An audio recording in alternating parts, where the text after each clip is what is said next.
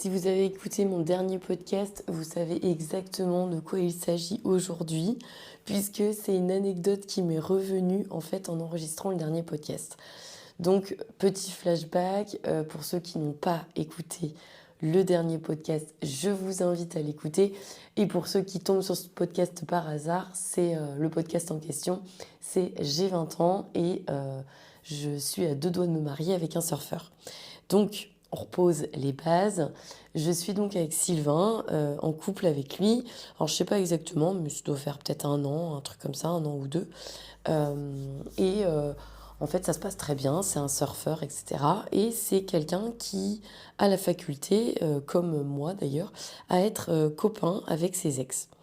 Et il me dit dès le départ qu'il est toujours en contact avec Gaëlle, qui est une de ses ex, et une importante puisqu'il est resté quelques années avec elle. Je crois même, si je dis pas de conneries, qu'ils ont dû habiter ensemble vite fait dans un appart ou un truc comme ça. Bon, on est relativement jeunes, hein. Moi j'ai 17 ans et demi, Sylvain il doit avoir 23 ans, un truc comme ça. Il a 4-5 ans de plus que moi. Mais bon, on est jeunes, quoi. Donc je pense que c'est pas, ils n'ont pas habité ensemble 500 000 ans, hein, tu vois ce que je veux dire. Mais ils ont, enfin bref, je sais que ils étaient en couple sérieux, quoi. Et en fait, ils se sont séparés. Comment dirais-je, plutôt, c'est lui qui l'a laissé tomber de mémoire. Et elle est toujours restée un petit peu accrochée. Alors, je le sais pour la simple et bonne raison que Sylvain, je le rencontre donc dans un camping où je fais ma saison et lui aussi. Il est maître nageur et son ex, Gaëlle, elle est présente à une soirée. Et en fait, elle vient lui rendre visite à une soirée au camping. Alors, j'ai jamais eu le fin mot de l'histoire parce que je pense que j'ai jamais demandé. Je ne pense pas qu'ils aient recouché ensemble à ce moment-là. Je pense vraiment qu'ils étaient potes. Mais j'ai un petit doute aujourd'hui, clairement. Et du coup, ce soir-là, il y a des photos de prises, etc. Et du coup, moi, j'étais pas là à cette soirée de camping. Mais Sylvain, quand on est ensemble, quelques mois plus tard, me montre des photos de cette soirée. Et vous imaginez bien, alors moi j'adore stalker tout ça, mais à l'époque j'ai 20 ans. Il y a 20 ans, on n'avait pas les mêmes réseaux sociaux qu'aujourd'hui, hein. D'ailleurs, je suis même pas sûre que Facebook existait. Enfin, si, peut-être, mais c'était les prémices, quoi. Donc, je stalkais absolument pas les ex sur les réseaux sociaux. Mais du coup, on avait les photos papier, oui, oui. Parce que les smartphones ne prenaient pas de photos à l'époque. C'était juste des téléphones, hein, genre Nokia 3310, quoi. Et en fait, bah, je vois sur la photo que, comment dirais-je, c'est même pas une bombe, c'est une bombe atomique, la meuf. Une bombe atomique. Alors, elle est très grande, blonde, des cheveux très longs, très brillants, très lisses, moi comme j'adore. J'ai les cheveux bouclés, mais j'aurais aimé avoir les cheveux lisses. Enfin, bref, on n'est jamais content de ce qu'on a de toute façon. Et elle est très très belle. Alors, je le sais parce qu'il m'en a parlé, qu'elle fait du mannequinat, elle a déjà posé pour des photos, etc. Elle fait du surf, et ils sont restés 3-4 ans ensemble, il me semble. Donc, une histoire sérieuse quand même. Et quand la période où je vous dis, là, où ça fait un an et quelques qu'on est ensemble, Gaëlle, donc son ex, elle revient vers lui. Et elle lui pose la question, elle lui dit ouais, j'aimerais bien qu'on se voit et tout. Ils échangent quelques messages, alors je sais pas exactement ce qu'ils se disent, mais toujours est-il qu'il lui dit qu'il est en couple avec moi et que elle lui dit mais moi ça me dérange pas, je voudrais rencontrer ta copine, ça me ferait plaisir, blablabla, blablabla. Sylvain au bout d'un moment m'en parle, il me dit écoute, bah tu sais je t'avais parlé de Gaëlle, machin, mon ex, elle aimerait bien venir un week-end ici, parce qu'en fait elle n'habitait pas à côté, elle habitait en Charente. Et du coup, bah, moi j'habite en Vendée, enfin on habitait en Vendée. Donc ça fait un petit peu de route, donc elle voulait passer le week-end. Mais la meuf, carrément, elle s'invite, quoi. Alors moi, à l'époque, j'étais beaucoup plus cool sur ce sujet-là qu'aujourd'hui. Aujourd'hui, je pense que mon chéri me dirait, écoute, il y a mon ex qui vient passer un week-end à la maison, je lui dirais, tu te fous de ma gueule. Donc voilà, après, ben, tout dépend le contexte, hein. S'il était pote, hyper pote avec, comme moi je peux être pote avec mon ex-mari, ça serait différent. Mais même encore aujourd'hui, enfin, je suis hyper pote avec mon ex-mari, mais je me vois pas du tout, et on a pris nos distances, hein, parce qu'on a des conjoints respectifs, je me vois pas du tout lui proposer de venir passer un week-end à la maison. Ça me serait jamais venu à l'esprit. Qu'on se voit en soirée avec des copains et nos conjoints respectifs, ok, mais venir dormir à la maison, non. Et là, c'est ce qui se passe. Donc Sylvain, il me pose la question, il me dit, est-ce que ça te dérange si Gaël vient?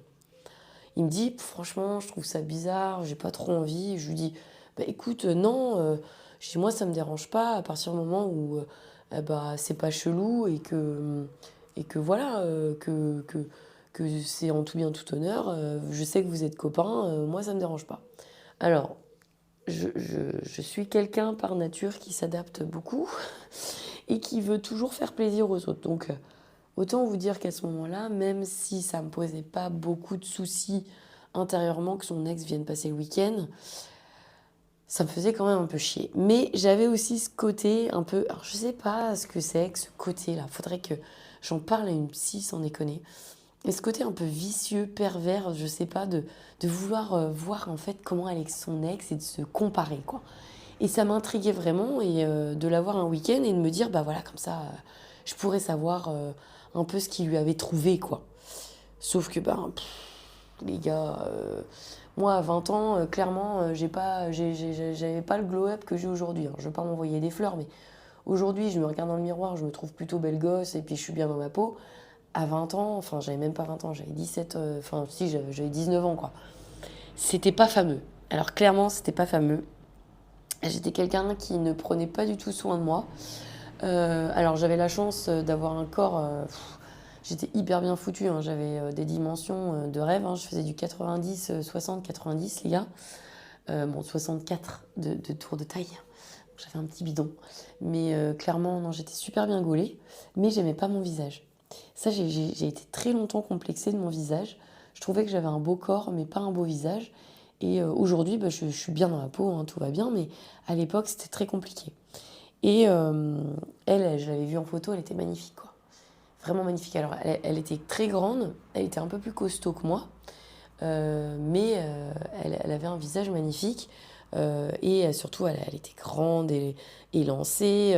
Enfin, c'était une meuf assez sportive, donc elle était vraiment ouais, costaud. Elle faisait costaud, quoi. Elle faisait tout en force, quoi. Un peu carré, je sais pas si vous voyez. Un peu le physique ouais, d'une meuf qui fait vraiment du sport, quoi.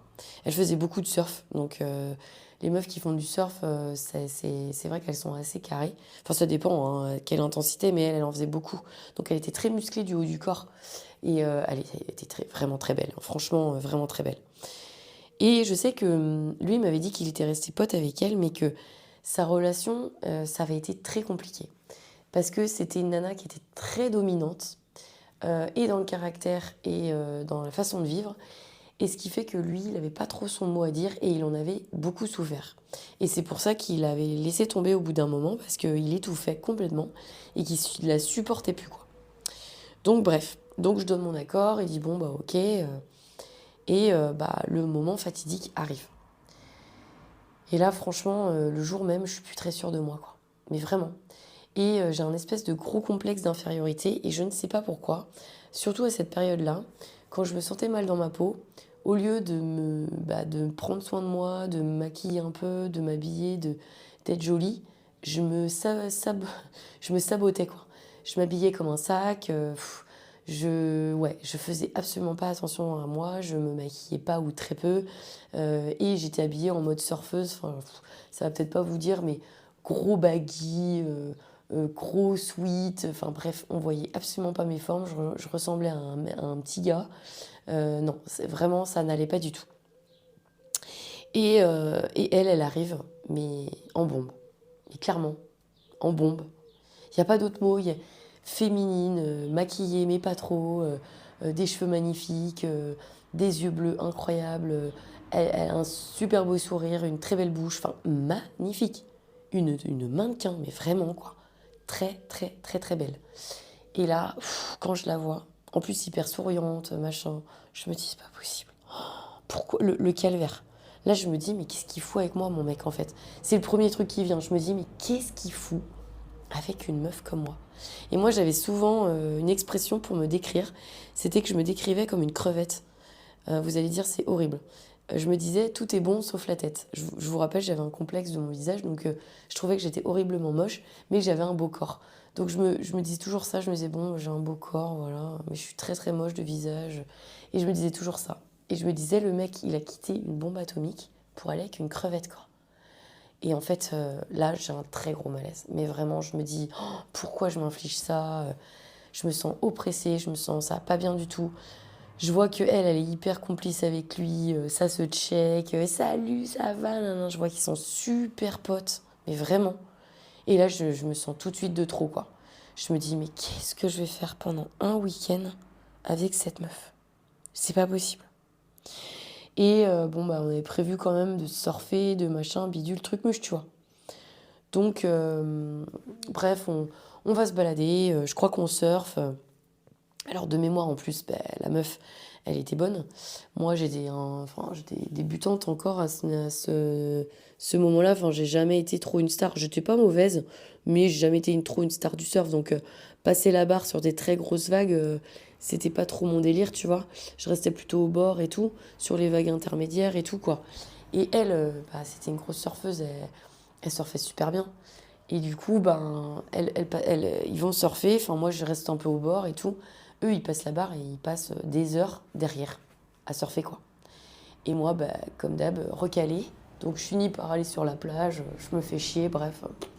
Mais ils surfent, hein, franchement, je les vois au loin, hein.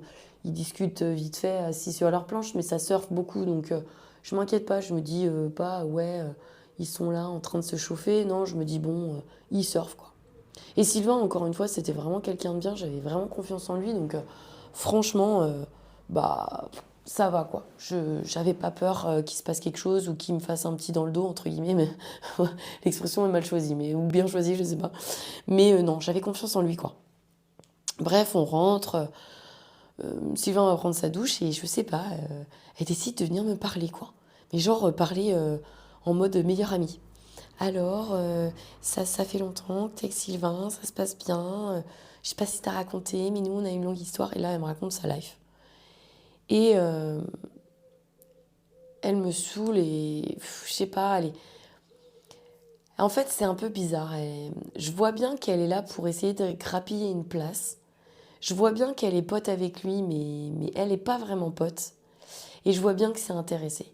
Et je vois bien qu'elle se renseigne sur notre histoire pour voir si c'est vraiment sérieux et si elle peut essayer de passer à l'action, quoi. Et elle me pose plein de questions, machin et tout. Et elle me dit, mais vous vous êtes rencontrés comment? Et nanani, nanana, est-ce que tu surfes?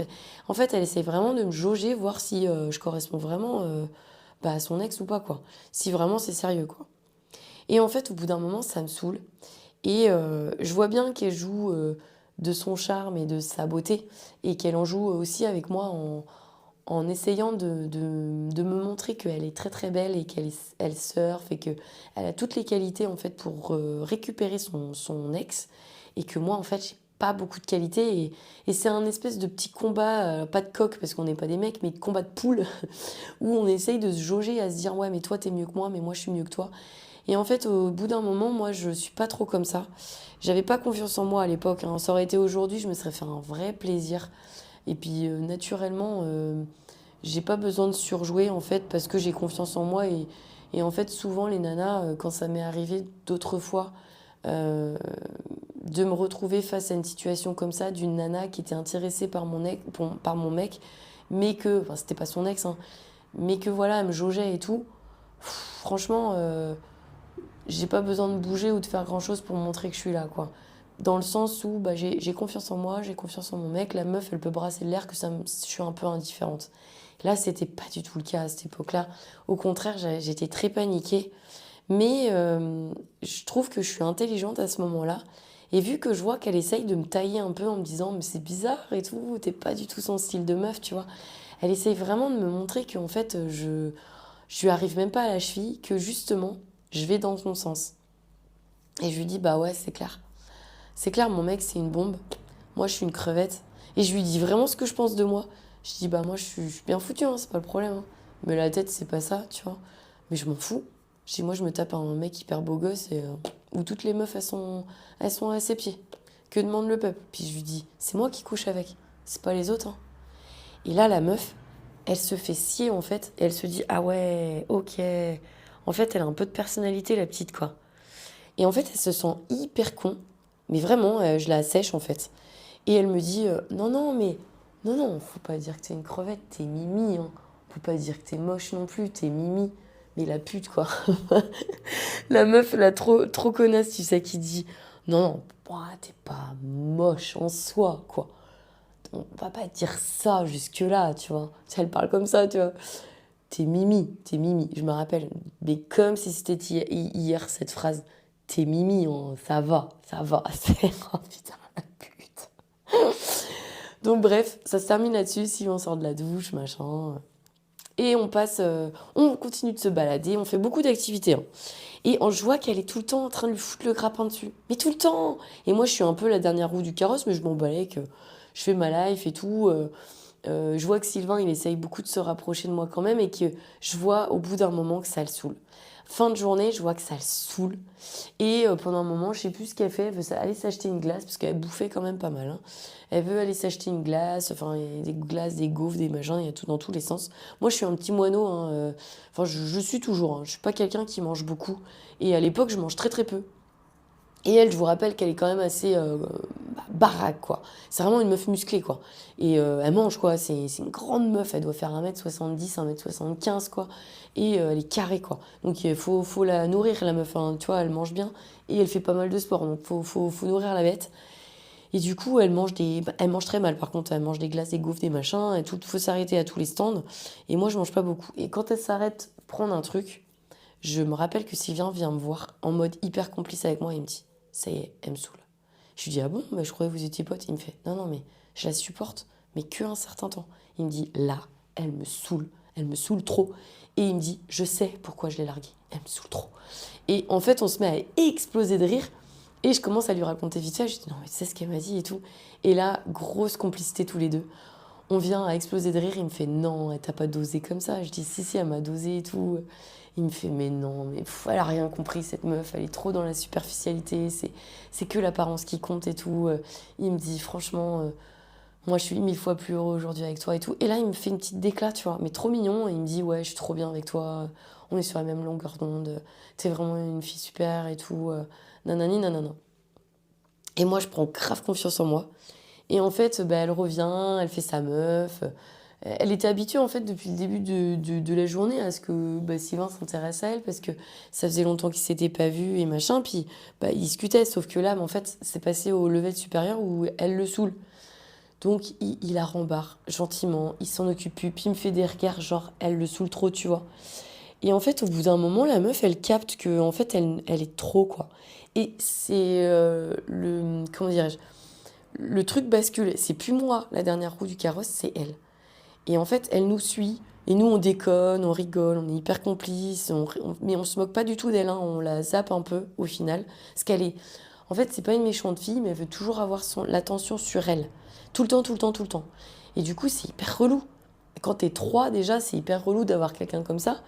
Et bah, surtout, il y a un moment donné, on peut pas être focus sur elle toute la journée.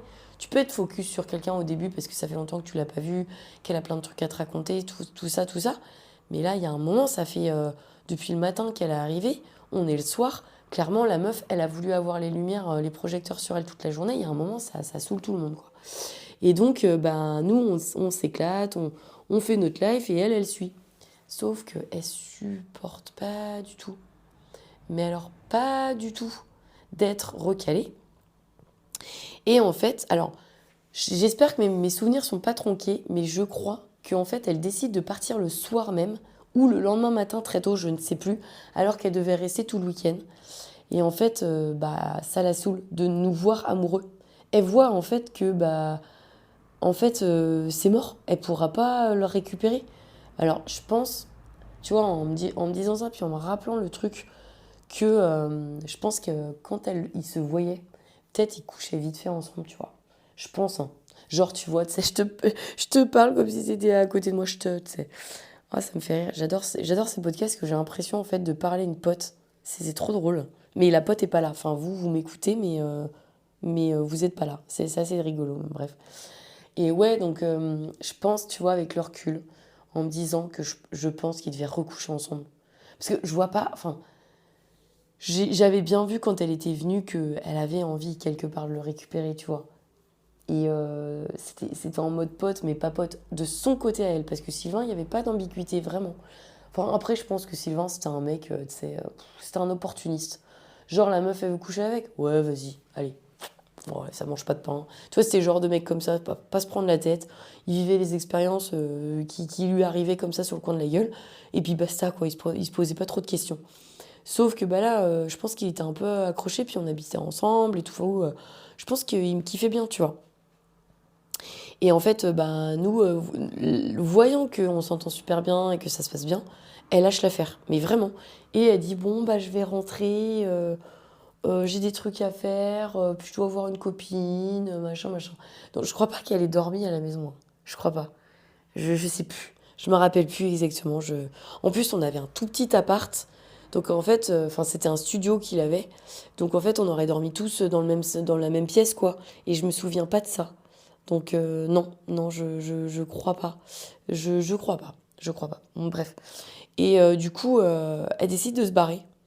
Et en fait, Sylvain, à partir de ce moment-là, il me fait, écoute, franchement, je sais pas pourquoi je l'ai fait venir. C'est même pas une pote, en fait, j'en ai rien à foutre de cette meuf. Je vois bien que c'était malaisant comme situation, c'est bon, je la verrai plus. Et moi, je lui dis, bah merci, franchement, c'est trop cool parce que, franchement, ouais, c'est pas une belle personne. Enfin, je lui avais expliqué qu'elle m'avait dosé et tout, et lui, ça lui avait vraiment pas plu. Et il m'avait dit, ouais, pour moi, c'est pas une pote de te doser comme ça. Je vois qu'en plus, elle a moitié envie de me récupérer. Moi, ça me plaît pas. Moi, c'est juste une pote et franchement, ça me plaît pas. Donc, bref, ça en reste là. Et quelques mois plus tard, il reçoit un SMS de sa part, lui disant ouais, Sylvain, je suis prise à Miss France. Alors, oui, parce qu'elle était, comme je l'ai dit, elle était mannequin, modèle et tout. Et en fait, elle est prise à l'élection de Miss France pour sa région. Elle est élue Miss Poitou-Charentes ou Miss Charente, parce qu'à l'époque, ils séparaient Charente et Poitou. Et je me rappelle que Poitou, c'était une copine d'école qui avait été élue, et Charente, c'était elle. Et je me rappelle, alors moi j'étais une grande fan de Miss France à l'époque, et je me rappelle, enfin, Sylvain me dit, mais non, elle va faire Miss France, quoi. Je dis, non, mais imagine, c'est Miss France. Il me fait, arrête. Et du coup, pour la rigolade, on décide, enfin, moi, j'ai regardé tout le temps Miss France. Et du coup, lui, il décide de regarder avec moi. Et on est donc au mois de décembre, et c'est l'élection de Miss France. Et d'un côté, j'ai Miss Poitou, c'est ma copine d'école. Enfin, en plus, c'est même pas une copine d'école, c'était mon ennemie jurée de l'école. Julie, je me rappelle, elle s'appelle. Et on pouvait pas se blairer avec Julie. On n'a jamais pu se blairer bah, de la primaire au collège, voire au lycée, parce qu'on s'est suivi jusqu'au lycée. On pouvait pas se blairer. Mais vraiment. C'était une petite morue. Cette meuf, elle faisait vraiment des coups en douce. Enfin, je dis ça parce qu'avec mon regard d'enfant, mais en fait, je devais avoir aussi mes torts, quoi. Si ça se trouve, je la reverrais. Aujourd'hui, on serait meilleurs potes du monde. Mais elle était un peu chelou. On a été copines, puis elle m'a fait des crasses, donc on n'était plus copines. Bref, Julie, c'était un peu mon ennemi. Et donc, Miss Poitou, Julie, Miss Charente, Gaëlle, l'ex de mon mec, quoi. Mais arrête, je me dis, mais c'est quoi cette sélection de bâtards, quoi. Donc, on regarde la télé. Et, alors, spoiler, non, elle est pas Miss France.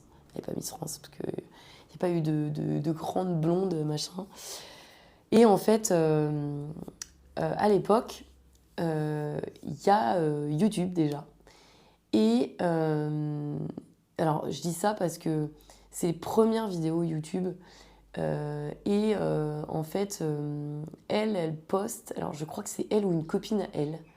En fait, vous savez, les Miss France, je pars dans tous les sens, mais les Miss France, on va poser les bases. Elles partent en voyage une semaine, 15 jours pour apprendre en fait les bonnes manières Miss France.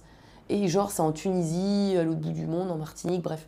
C'est dans des trucs de rêve et ils font leur présentation vidéo de Miss là-bas, sur l'île. Et après, ils te la mettent à l'émission, quoi. Enfin, je suis sûre que vous voyez ce que je veux dire. Et elles sont 15 jours ensemble. Et franchement, Gaëlle, je vous rappelle que c'est une bombe, hein. Je vous rappelle, c'est vraiment une bombe. Donc, elle a toutes ses chances, physiquement parlant, de gagner Miss France, hein, mais vraiment, en toute objectivité. Et je me dis, putain, mais ça se trouve, l'ex de mon mec, elle va être Miss France. Mais what the fuck, quoi. Et moi, j'adorais cette émission, donc j'étais dégoûtée, tu vois. Et en fait, quelques jours avant l'élection de Miss France, fuite une espèce de vidéo. Alors, je sais pas si c'est elle qui la poste. Je sais pas si c'est sur YouTube ou si c'est carrément un reportage genre 7 à 8 qui montre les dessous de Miss France.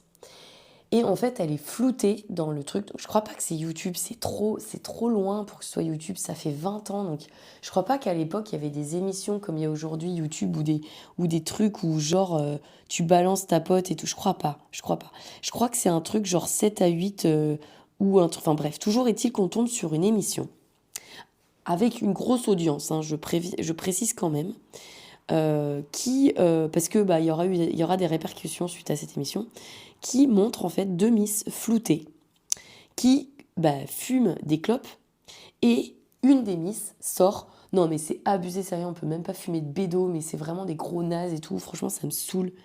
Et en fait, bah, Sylvain, alors c'est flouté, hein, Sylvain reconnaît la voix de Gaël. Il me fait putain, c'est Gaël qui dit ça. Il me dit mais ça m'étonne même pas et tout, elle fume à balle de bédo, ça m'étonne même pas. Et il me dit mais oh, elle est morte. Elle est morte, elle a signé son arrêt de mort, bah Miss France quoi. Elle sera jamais élue et tout. Et en fait, il me dit putain mais qu'est-ce qu'elle est con et tout. Elle aurait peut-être pu aller plus loin et tout ça. En plus c'était trop son rêve. Elle c'était son rêve de percer dans le mannequinat et trucs comme ça. Donc autant vous dire que l'élection de Miss France, bah, pour elle, c'est un putain de tremplin et une putain d'opportunité. Sauf que la meuf, tout ça pour fumer des pets, elle sabote son image. Donc en fait, à l'époque, enfin, je connais pas trop comment ça se passe les élections de Miss France, mais je sais qu'il y a un jury interne et si tu te conduis pas bien, bah forcément que le jury le voit et forcément que t'es recalé quoi. Ils ont pas envie d'avoir une Miss qui fume le pet et qui sort des trucs comme ça aux émissions de télé quoi. Donc en fait, elle est floutée, mais on sait très bien que c'est Gaëlle et l'autre Miss, on sait pas qui c'est. On la connaît pas au final. Et parce qu'on entend sa voix, mais moi je reconnais pas la voix de ma pote, hein, enfin de ma copine d'enfance Julie, donc je pense pas que ce soit elle, c'en est une autre. Et en fait arrive bah, le fameux soir de l'élection, on voit Gaëlle et ma copine Julie d'enfance là, et en fait on les reconnaît pas tellement qu'elles sont maquillées, enfin bref. Et moi je la trouve beaucoup moins jolie Gaëlle sur l'élection de Miss France qu'en vrai, parce qu'elle est méga pimpée et ça lui va pas du tout. Et Julie pareil. Et en fait, ben bah, passe bah, le premier truc des élections.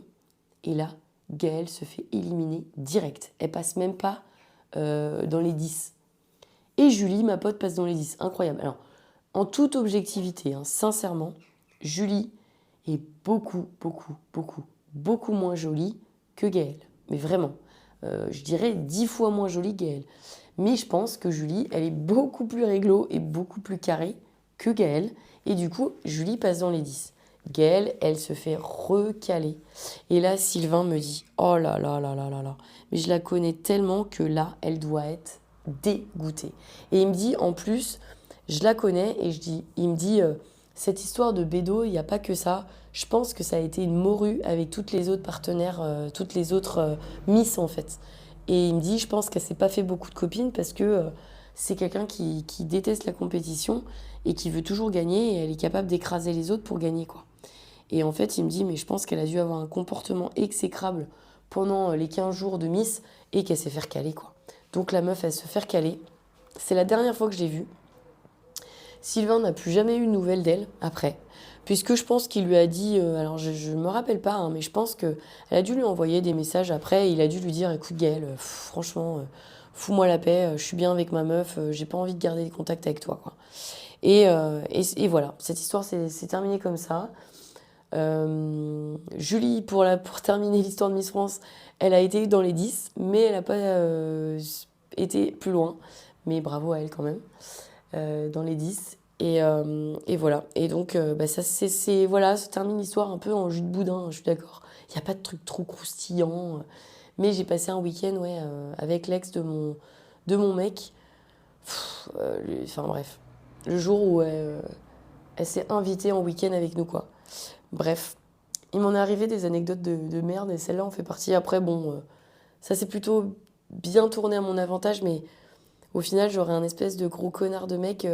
Ça aurait pu venir que je me retrouve sur le bas-côté de la route comme une conne pendant que ils vivent leur best life et ça se trouve, ils couchent ensemble dans mon dos, mais non. Non, non, la roue a tourné et c'est elle qui s'est sentie mal à l'aise et qui est partie plus tôt que prévu, donc ça s'est bien terminé. Voilà, si vous avez kiffé ce podcast et si vous avez des anecdotes avec des ex de votre mec, n'hésitez pas à me les faire passer soit en commentaire, soit directement en message privé sur Instagram, ponycorn-lifestyle ou ponycorn-le-blog sur Insta. Ça me fera trop plaisir. Je kiffe ça. J'espère que dans les prochains podcasts, je vais retrouver ma voix parce que ça commence à être relou de vous faire des podcasts avec une voix cassée. Je pense que vous ne devez pas trop kiffer vous non plus. Donc, toutes mes excuses pour cette crève qui dure indéfiniment. Mais j'espère très bientôt retrouver ma voix. C'est tous les mardis et tous les vendredis les podcasts à 22h. Salut!